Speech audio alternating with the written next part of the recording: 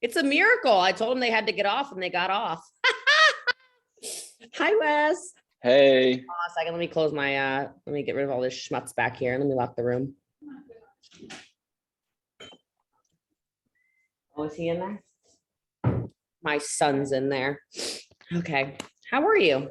I'm doing really good. How are you? Great. Busy, crazy, busy. Yeah, that's good. That's what we want, right? Yeah, that's the default though. Yes. Also very true. Oh, okay. Hold on a second. So obviously I'm recording it. I know you know that. And when it doesn't matter now when it comes out, right? Nope. At this point, anything, whenever, will all just add to the pool of momentum. Okay, cool. And then I told Cassie, but I couldn't figure out how to download my promo thing. I think she sent me some instructions though, so I'll look over that as soon as either that or because the videos are kind of short, we've been succeeding with just texting them. Okay.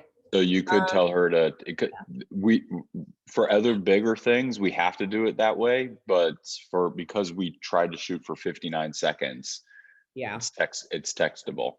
Cool. So I'll just message her after this and tell her that I need her to text it to me. And then do you prefer I send the link to YouTube or do you want me to send the link to your app? I think the app is probably better. We're having a really high percentage of people in the app that are watching like the whole thing, and on YouTube I'm not doing as well, which is why we built the app. We knew that was going to be the case, so I guess I'm leaning towards the app. Okay, cool. I just want to make sure I supported you however I can. Yeah, but either way will all work. Yeah. Okay, cool. Well, I'm ready when you are, so I'm always ready. I'm officially. When you stay ready, you don't have to get ready, right? That's what I'm saying. I always tell people that too. Cool. All right. Well, in that case, let's go. Hello, everybody. What is going on? It's Jessie Lee. You know me as BOSSLEE, and this is the one and only Wes Bergmann, although you might know him as Wes from the challenge. So I'm excited to have you on here today. We got to spend time in Kansas City, a lot of time together in Kansas City, filming a television show I'm sure we're going to talk about in a minute here. And you're like everything and more that I think people see on television, right? You've got this big, crazy, wild man personality, but I don't think people understand just how intelligent you are, how methodical you are, how entrepreneurial you actually are. And you're just wicked smart, my friend. You're wicked smart. So I was impressed by you, and it was awesome getting to see you on every level, whether it was like party boy Wes a little bit there. We got to do a little bit of everything. A little bit of everything for sure. But I had a great time with you and with the whole cast. It was an awesome experience. And I'm excited to go over, I guess we'll definitely talk about that today, but then just share you a little bit more with my following. Because the only gripe that I have so far is that if you tell people that you're BOSSLEE, but you didn't tell people that I'm the sexiest ginger in the world. That's my moniker. So, I have the sexiest ginger in the world on here, everybody. So yes. So I'm just like, other than that, we're good to go. So I've ruined the interview officially. So we should probably just start from the beginning. No, I'm kidding. But yeah. So sexiest ginger in the world is here with us. And there was your beautiful wife, of course. Also a dog dad. I should say that because I think that's important. And yeah, let's get going. So how's the show been so far? How did you come up with the idea of the show? What was the theory behind that?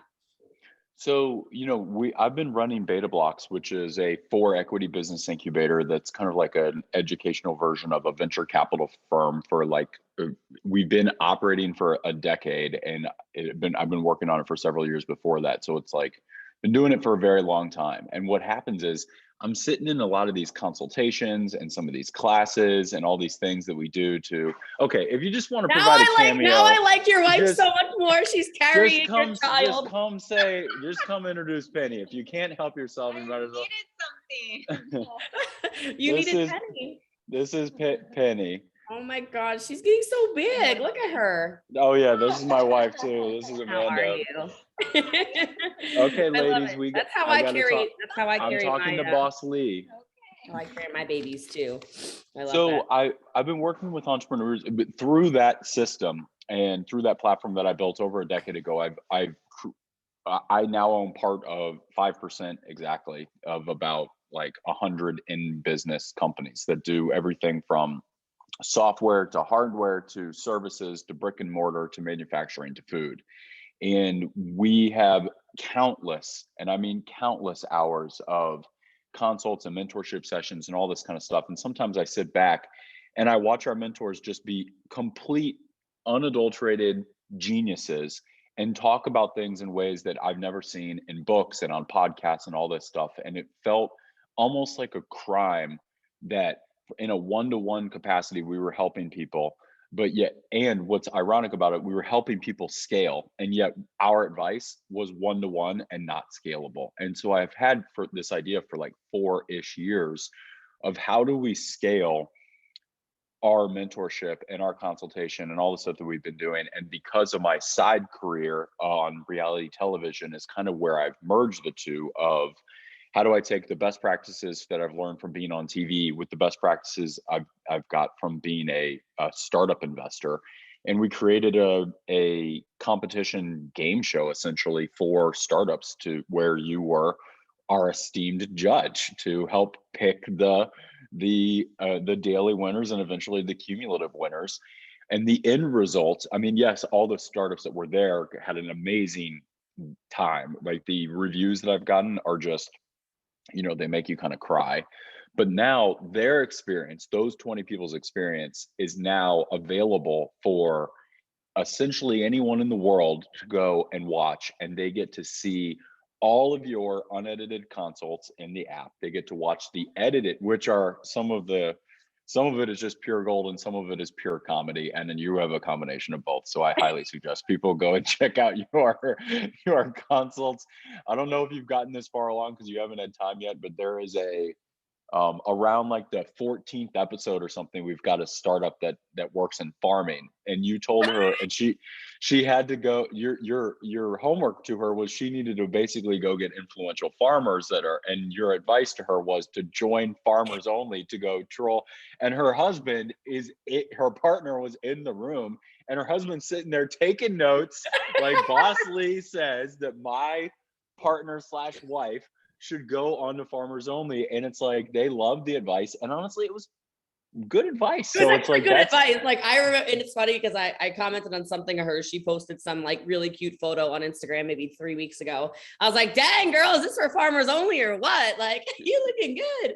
Yeah. No, I mean, so much in that, like, it was such a good experience because that's what I love to do. The whole show of just, you're kind of tearing down businesses, building them up, showing them where their strengths are, where their weaknesses are. And sometimes what entrepreneurs need, I think, is just a total outside perspective, somebody who isn't necessarily going to capitalize or benefit in any way off of what they're doing, but can see things from just a totally different perspective. The Farmers Only was a little bit of a joke, but at the same time, it actually would have worked. It was actually a strategy that could have very well worked. So, well, it made the trailer for that particular episode. We pull out things that are trailers are the only places that we're allowed to like use editing tricks and to take things out of context. But yeah, that was a pretty good one. When you say though that you tear them down so you can build them up, you have such like a really, really good like skill of being able to very sternly showcase weaknesses. And I don't think it's tearing them down. And then you know exactly when to build them up. It was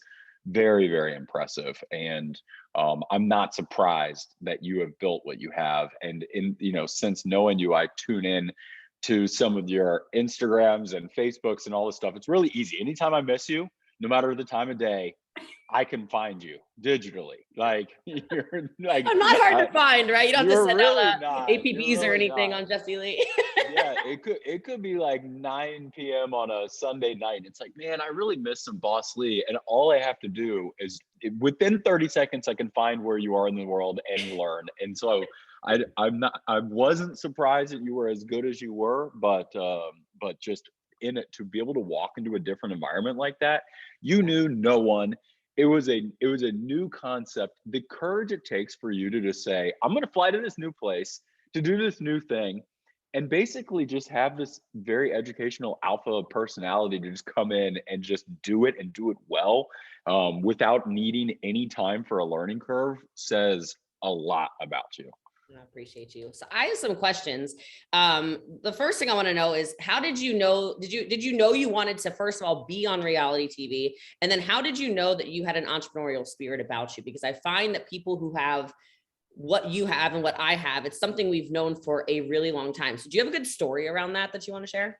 Well, when I was a little kid, we're talking in preschool, I would take my wheelbarrow down to the playground, and I would dig up their dirt, and I would take out the weeds and rocks, and I'd wheel it around to the gardeners' houses and sell them dirt.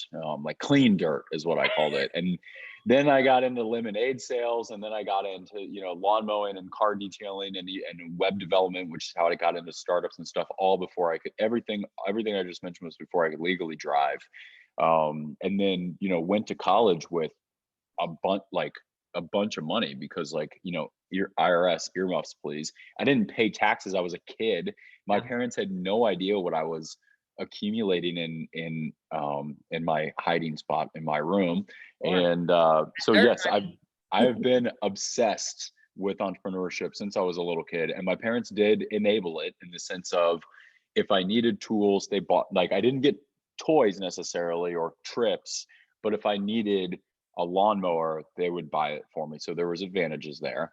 Yeah. And then I got business planning books and all that kind of stuff for Christmas ever since I was a little kid. So it has definitely been enabled. And then as far as the TV stuff goes, I never wanted to be on TV. I've always known that I was a comedian and highly entertaining, but I didn't really care to showcase that to the world. It was just for my friends. You're And I just came keeping back the to, world's sexiest ginger to yourself. What a at shame the it would have time, been, for the God's thing sake. the thing about it is, redheads, we really get better looking every single day. So back in the day, I didn't know that I was gonna be this sexually attractive. It was, so I didn't really tell people any about that or really carry myself that way because I hadn't really flocked yet.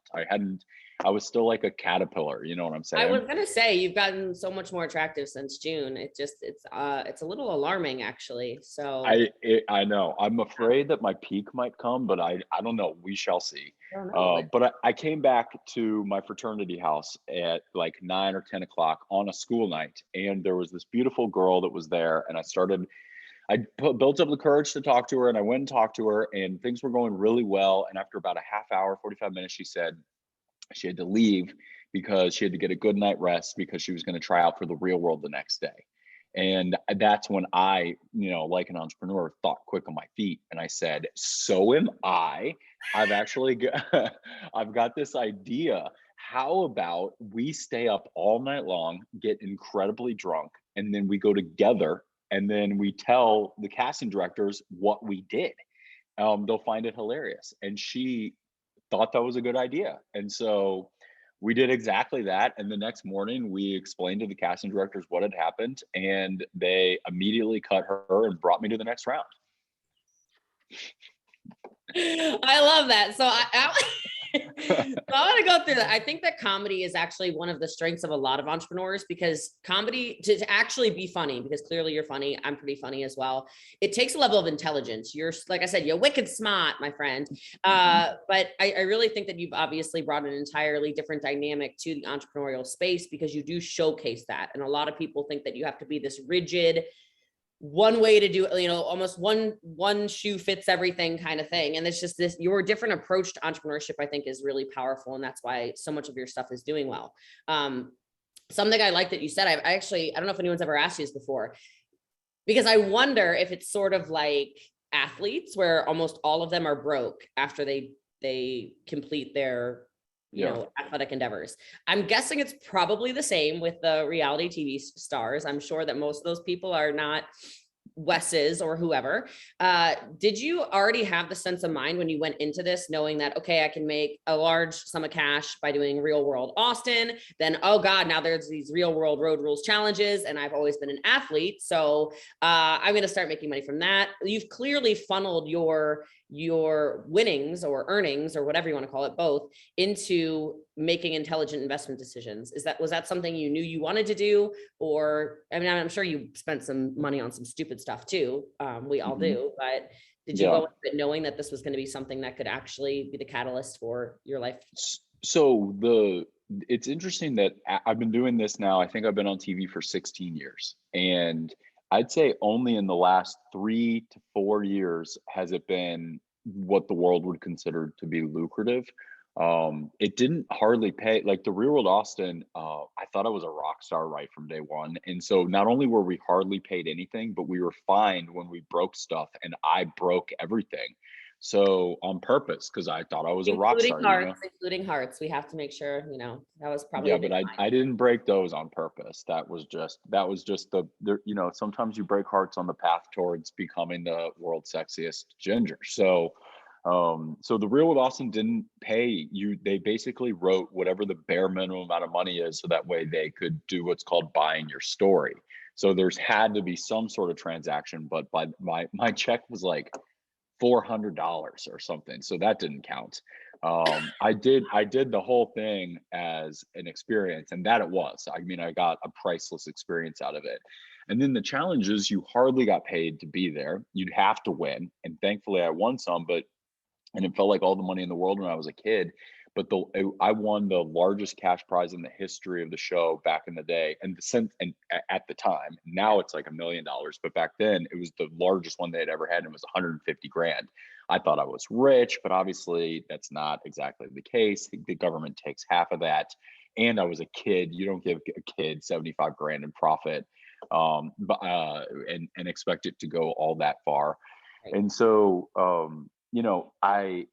it definitely, I'm not going to say that it didn't allow me it didn't help entrepreneurship, because it was my version of a part-time job where I could go film a challenge, make a very small amount of money, but in one like lump sum, and then come back and concentrate on entrepreneurship for months and months at a time without having to worry about a true part-time job. And in that sense, it was helpful. But in the other sense, for what I do, bankers didn't want to talk to me. Venture capitalists didn't want to talk to me. Snooty clients didn't want to talk to me. As in, like, they didn't think that a reality TV star can do their job. Sure. And, I kept notes. I have a Google Doc of all the people, and one of these days I'm going to publish it, and little notes here or there.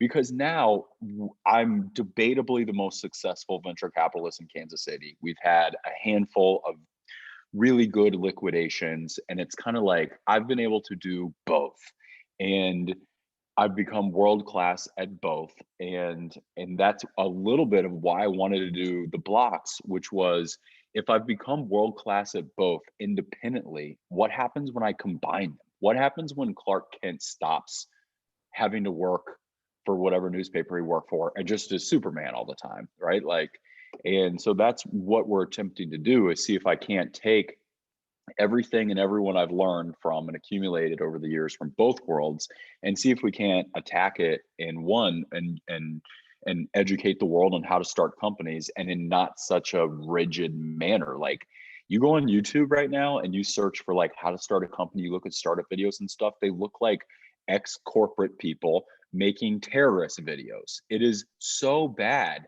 I know. And the advice isn't even good. No, I just had this conversation last week, like on my Instagram, because people are like, why do you go to masterminds? Why do you go to these networking things? Why do you do stuff like, even quite frankly, like filming beta blocks? I'm like, I don't think you understand. You literally cannot learn everything on Google, YouTube, whatever. You can learn a hell of a lot.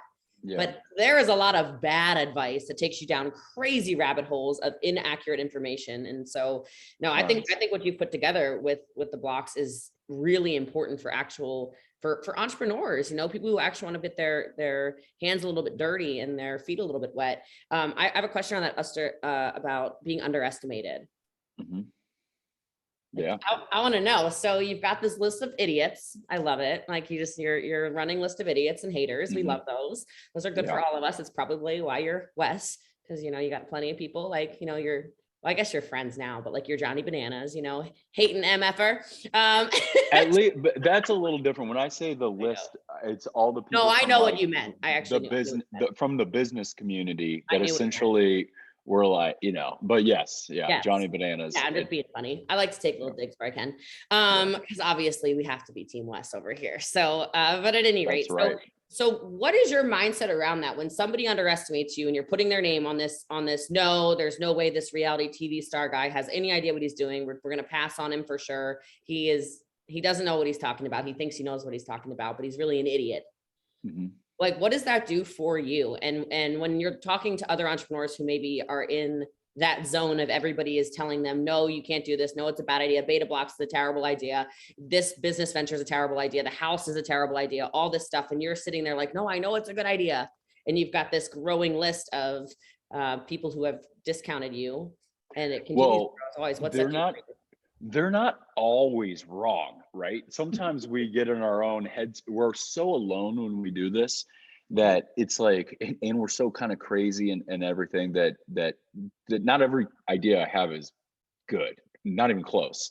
And so I try and take what people say just as a pieces of data, and then I just have to try and filter it, and enough pieces of data and enough well articulated pieces of data. And here's the big one. Anybody who says anything that's actually smart or successful, like I don't listen to haters that are not crushing life, but like someone who's crushing it, that takes time to say something that feels a little hurtful at first.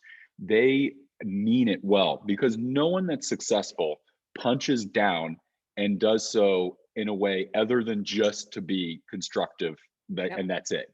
Yeah. And so whereas people that are trying to punch up, that's jealousy and insecurity, nor do I want advice from someone that's punching up.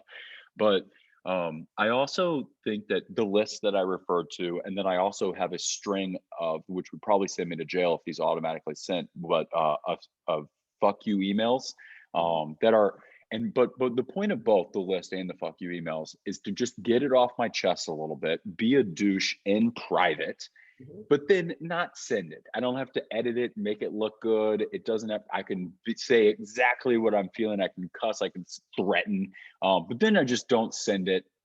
And then but then now those haters are completely ignored. They don't know that I even saw their stuff. And then I just leave I think and I'm stealing this, and I don't know who I'm stealing it from, but it's something along the lines of like, the best revenge is success. And so no one in Kansas City, with the obvious exceptions, knew we were even filming the Blox. We recruited almost exclusively from outside of Kansas City, both in cast and crew. And then now the business community just is like, what did he do behind her? Because it's like, I like to be the guy who shows and not talks. And so when when anything's under construction, I do so very privately. And then when it's done, it's like, look, this is what I've done, because I don't want to get lumped into the bad rep that some entrepreneurs have, which is they're constantly planning and under construction and kind of working on a bunch of things when really they're never going to launch or they're never going to execute or whatever. I want to be known as the executioner. Yeah, you kept it really quiet. Obviously, we were talking about, filming this podcast for, not too long, but you were like, shh, don't say anything. Oh, I'll show you the first episode. Shh. I'm like, I got you. I'm not going to say anything. Back to the criticism comment. I always say, don't take constructive criticism from somebody who's never constructed anything. And a lot of people, I find, they listen to the people that you refer to them as people who punch up. Like, I don't take advice from people who don't have what I want. I don't listen to the opinions of people who don't have, and it doesn't have to be business advice. It can be anything, it could be, I wouldn't take marriage advice from somebody who's been divorced 7 times. Like, you can't construct a healthy relationship. What the hell? Right. And then I really like what you said about, I do the same thing. But mine is, I always say to write 2 letters. So it's the same thing you did. Mine's just not always digital, right? Where I'm like, F your mom, F your this, F you, whatever, like, jump off of whatever. And then, if I do send anything, because sometimes you do need to tell somebody, I take all the emotion out of it and then I rewrite it with 0 emotion. acquisition. So so it's interesting how aligned we are on that. But yeah, I mean, now they're probably in Kansas City, like, what the hell? Look what Wes did. Oh, Yeah. Well, they're probably saying, right? They're confused because, like, Beta Blocks, no one believed in it for a long time, but people were for, at first it was like really, really negative because they didn't understand it. And then after enough time, they were quiet because they didn't want to be caught on the wrong side of history. And now that we've had these liquidations, it's like, whoa, that's cradle to grave. It worked. Yeah. Now they don't know what to say. Now it's, my city is particularly confused about me and what I do. And that's fine. I guess that's how I like them. So how did you choose, first of all, the judges? Well, we'll start with me. How did you choose me? Well, I put a request. I didn't tell anybody specifically what I was doing, but I put a story up, and man, I really wish I could find it. And I bet I can.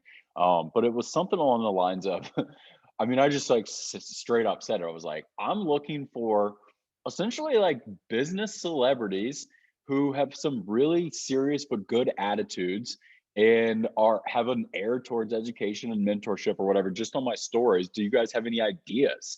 And there was more than one person who tagged your name in it.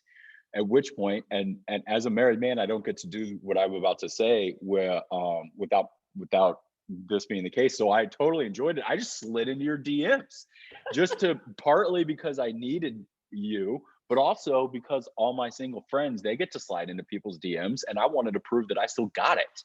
And I do. And so I don't couldn't resist the world's sexiest ginger. It is true. I mean, I really should see if I could pull up what I said or yeah, but yeah, so I slid into your DMs and I did some light research, and it was like, yeah, this is absolutely perfect. Because our methodology is to find, just in Beta Blocks, let alone the coach, we don't want ex-corporate people. We love corporate people, they make the world go around, yada yada yada, but everyone that leaves corporate America and hangs up their shingle as a consultant, they are consultants for corporations, not for startups, small businesses, growing firms. Their advice is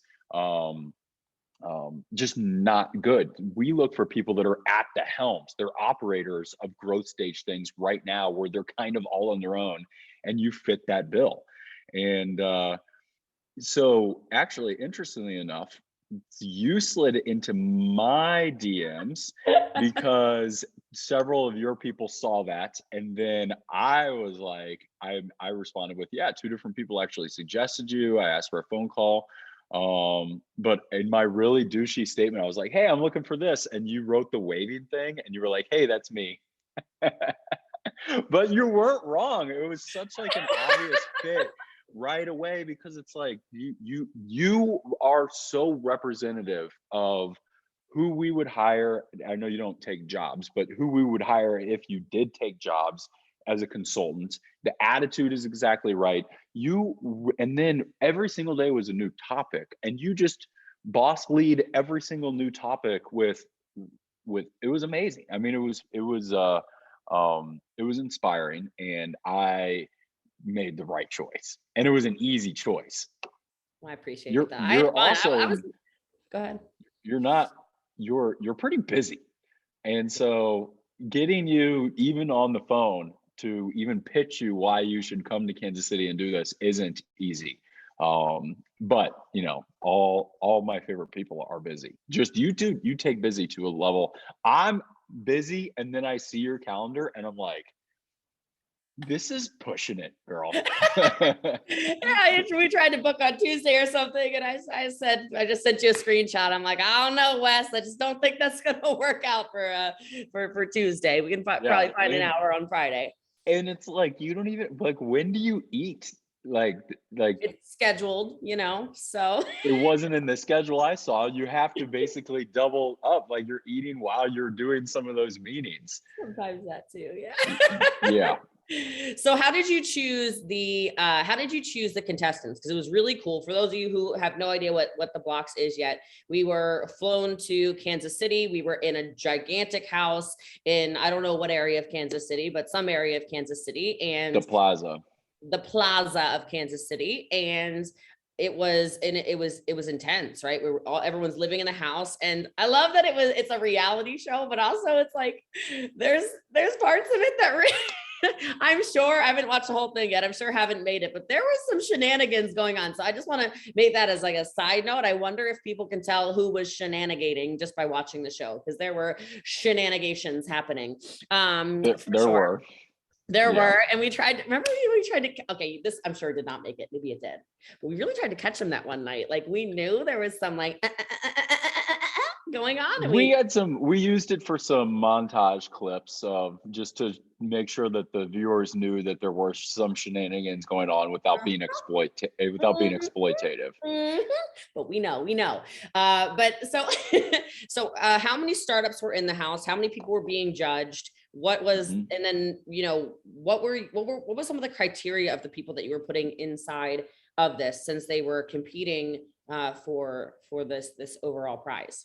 So I used to grade them, I used my rubric that I've been using and evolving and working on for like 10 years to see who gets in the beta blocks. But then what I did is all the points that they could score from that, I then took and put it in, I cut it in half, and then added a second rubric that had to do with kind of TV stuff, which obviously would have never mattered to get into beta blocks. And so we wanted people that were articulate and vibrant and looked good on camera and were kind of transparent and vulnerable. And we hit the nail on the head with quite a few of them, but we had over 5,000 people apply, and it took a full year to kind of comb through that. We did questionnaires and video submissions and phone interviews and all that kind of stuff. And, I've hired Cassie, who, to help me with that full time, moving forward. Because now there's a system, but it was we did pretty good. Some of these people would qualify to be on like normal high-end reality shows, including you. Thank you. Yeah, you should be on Big Brother.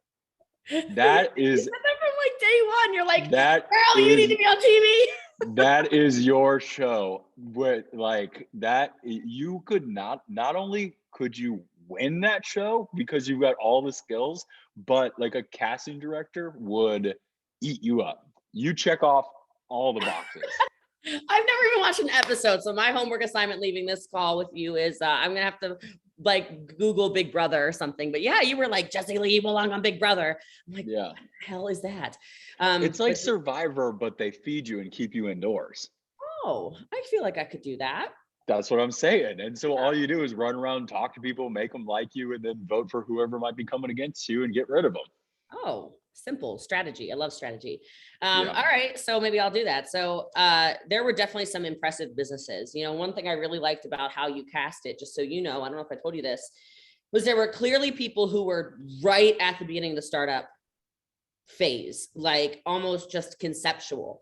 And I think that was probably beyond valuable for them, because the ability to give constructive coaching to people who are just really in that, like throwing a bunch of ideas at a board, they're probably whiteboarding still and whatever, and then redirecting, because really you can turn almost anything into something, was cool. And then you had some people who have, businesses that they could sell today for a multi 7-figure, exit. I don't know about anything, maybe 8 or actually like one on our show, the yacht guys, that's already an 8-figure valuation for sure. And if they can scale that properly, I'd be interested to touch base with those guys and see where it's gone since then, if they've taken some of the coaching. But that and everything in between was really powerful. And the emotions inside of it, which I think that I'll tell you why I loved even your idea of putting this together. It's the side of entrepreneurship that no one really gets to see. And I know you know what I mean by that, because you are a serial entrepreneur too, but nobody understands the emotions. Nobody understands, unless you've done it, nobody understands what it feels like to see your baby falling apart and you just don't know how to save it. Nobody knows what it feels like to have those just triumphant moments where you feel like you're on top of the world and you feel like you're always going to be on top of the world, and then something smacks you and brings you to reality. And so even though it was just a week and then a week and a week, because you filmed 3 seasons of it, you can see all of that. You can see the emotions. I mean, every single one of the judges, we were crying, in multiple stages of it. And oh, we caught that. Yeah. Oh, I mean, you had to. We're all like, Yeah, you guys all cried at the exact times we needed you to, like when we had all the cameras and all the audio. Oh, Thankfully, you guys weren't hiding any of that. But yeah, you it was can't. very helpful. That's the entrepreneur's journey, and I don't think there's anything on TV except for now, because you've created this, that actually showcases that. You've got The Apprentice, which I've also never seen an episode of, but it looks like basically Screaming. And then you don't really get to see the raw stages of that. The best way I could describe the show for people who are listening to this, maybe whether it's on the podcast or somewhere else, it felt like Project Runway, but about entrepreneurship. So I felt like I was Tim Gunn, or whatever his name is, walking in and saying, whoa, this dress is not right. You need to hem this differently, blah, blah, blah, blah, blah. And then it ends up being this beautiful, avant-garde, whatever, and you see their businesses come together. And so I just want to give appreciation for not only your vision for that, but also allowing me to pour my gifts into all of that, because you don't really often get that opportunity when you're sort of living behind meetings and telephones and internet and whatever else. So it was actually super special for me as well. So thank you. Yeah, you're very welcome. So what do you think what is your goal for this?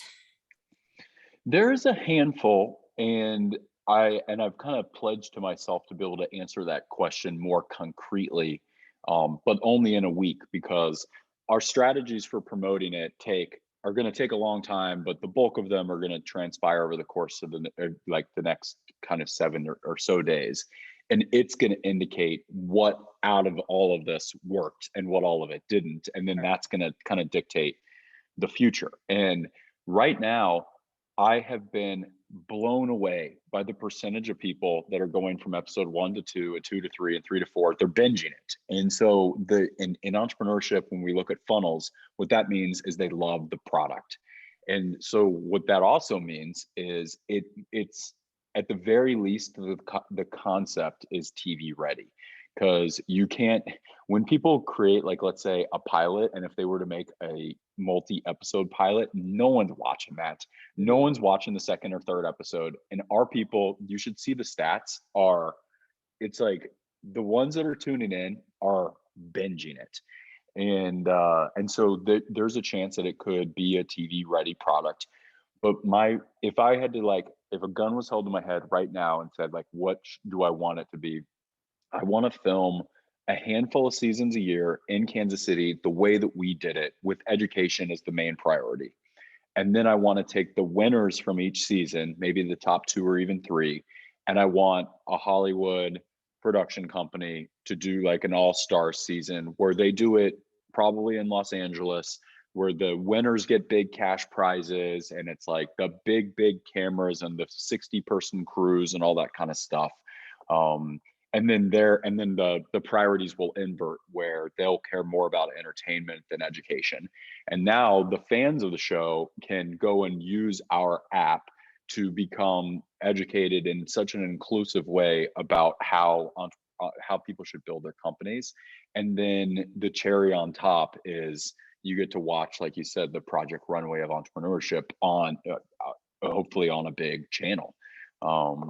But people loved the experience of being there. So it's also kind of, part of me thinks that just the experience in and of itself is something to replicate and make better or longer or something along those lines. So I'm trying to figure out what about it people love the most, and then just give them more of it. Yeah, I think more than anything, you got together a bunch of like-minded people who probably in their normal day-to-day life feel like they are the weirdos, the odd men out in their friends groups. And they talk about entrepreneurship and their friend comes home and says, what are you talking about? Like, Yeah. I went to work 8 to 5, like I always do. Like, what is with you staying up until 2 a.m? Would you stop with that? You're a psychopath. Right. Or, whatever I think for a lot of these people, for the first time, probably in their entire entrepreneurial journey, they felt normal. Or they felt understood, if not, maybe not normal, because I don't think any of us are normal.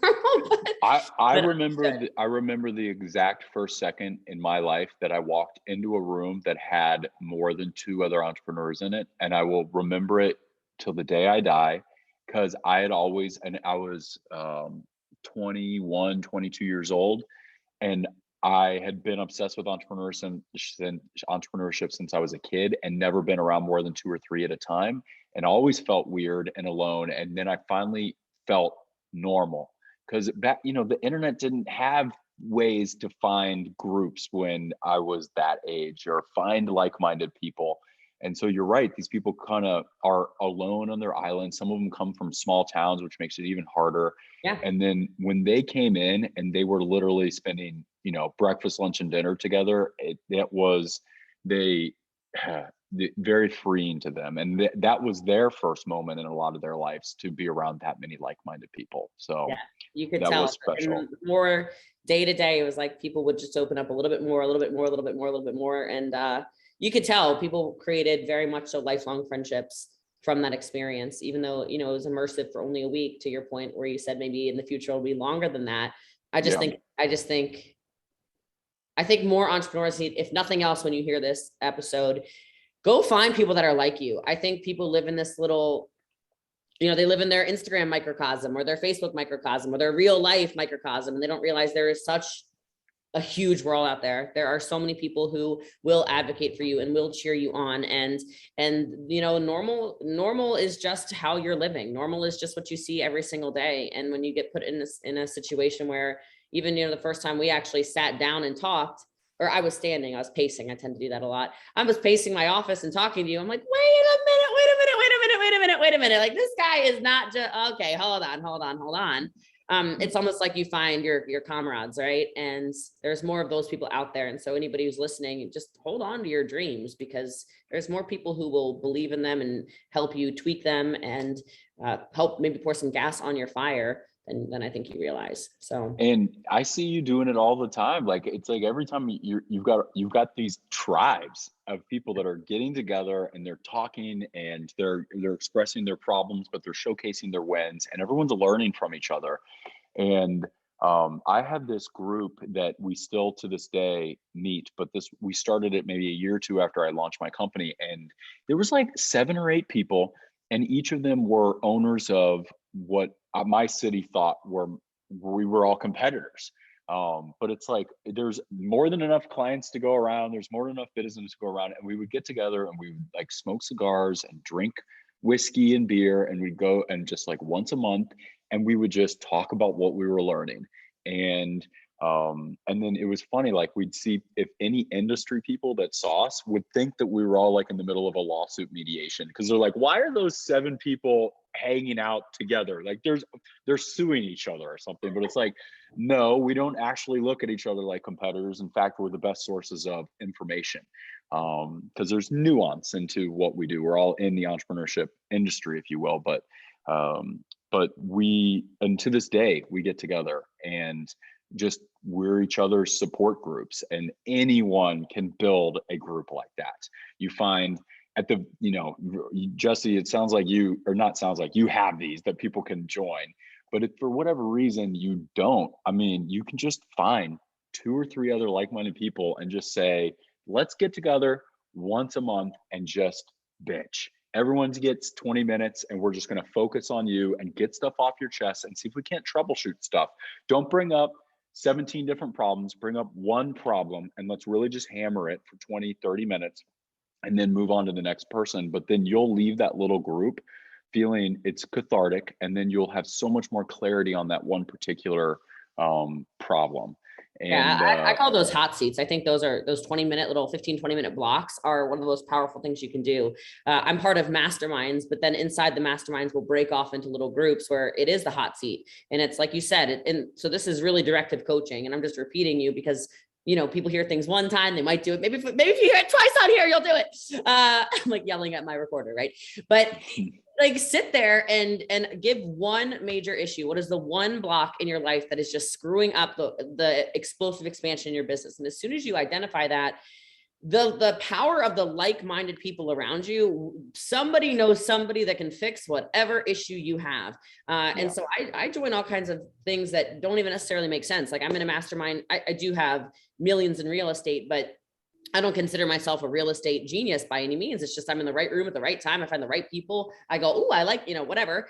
And I invest. So, but even in that, I had no idea that the two major issues in real estate where people need more actual opportunities. They're looking for doors or they're looking for capital. And I'm sitting there like, I got the solutions for both because I know so many people, and I know where to find capital at all times to deploy from either me or for other people or whatever. Like, that's just an example. It's not even my forte. So you might say, oh, but Wes is in a totally different, space than me. He doesn't do what I do. Get yourself around different people who at least have that mindset of expansion. And the hot seat thing is just so powerful. Not 16 issues, not even 2 issues, just what's your one issue. If you solve it, everything has the potential to expand. And sometimes just getting that off your chest, I find to be really powerful. Just vocalizing, because a lot of time in those hot seats, it starts as, and maybe you can relate to this when you sit down with your men and drink your whiskey and smoke your cigars, where I don't know, man, I don't know. And they're like, come on, Wes, give me something. Well, okay, hold on. Yeah. And then next thing you know, it's just pouring out of you. Oh, right. And then by the end of it, it's this cathartic therapeutic experience where you feel like the world has been solved and you for another month. So I do suggest people get around people that are like-minded. And hopefully when they watch the show, they see, oh, these people are everywhere. They're on, they're in Hawaii or they're in Minnesota or they're right down the street in Kansas City or they're, wherever people happen to be. I'm Texas, of course, but these people are all over the place. And if nothing else, I think people sometimes look too much initially for in-person. You can start this online. I tell people, I'm like, unfollow the people that make you feel some type of way and start following the people that are that like-minded kind of person, and then can mentor you maybe through their social media. Just perfect example. I mean, you don't need to, I didn't need to know you to follow you and have experiences with you. Or I didn't need to know you. I could follow you and learn. So super powerful. Yep. Yeah, I completely agree. Yeah. So we are we're at 45 minutes. And so I totally respect your time. Obviously, I know you're busy. I know I'm busy too. We both probably have a million more things to do. We got to promote this show. We got to get everybody listening to watching the Beta Blox show. And it's through your app. It's also on YouTube. I'll make sure to get the information out in the show notes of the show. But if anyone wants to reach out to you anywhere, where can they find you? I'm Weston Bergmann across all platforms, and this is at Beta Blox with an X across all platforms. And then the show is called The Blox. The app is called The Blox, but pretty much you even remotely find me at this point. I've got the Blox stuff and links all over it. It would be, honestly, if you can't figure out how to find it after that, you're not going to learn much on the show. So show might not be for you if you're not a self-starter and can't find it. Yeah, you're worried. I was pretty slutty this week. I'm not gonna lie. I was pretty slutty. This week? Now you're just lying to the people. No, I'm kidding. I love it. I appreciate you very much. I appreciate our friendship. Thank you for casting me. I don't know if I've ever been cast before. Casting me on the show. Won't be the last time. Trust me. I won't be the last time I'm going to try and cast you, and it won't be the last time you're going to be on TV. I guarantee you that. But we need to sneak you over to Big Brother. I'm telling you, this is. No. Oh yeah. I mean, it's time consuming for sure, but it's one of those like, it would just be too funny. Your supporters would be giggling their asses off because there's also yet they make like 3 episodes a week, but then they also have these 24/7 live feeds and people just watch it. So it's like a watering hole in Africa. Yes. Oh hell, I need to research this. All I remember is you said, well, Jessie Lee, you don't get your phone for months. I went, what the hell? Yeah, that's obviously an issue, but it's like what you trade off is that show gets millions of people that tune in 3 times a week for like 3 months. So obviously you know, that would translate into all of the things and people that you help, there would be more of them. Yeah. All right. Well, I'm gonna go Google Big Brother. I'm gonna go find me a casting call in Dallas, and I'll see y'all on Big Brother, and y'all can watch me on the Blox with Wes and the rest of these rock stars. It was such a fun opportunity, and I look forward to doing it again with you. All right. Bye. Bye.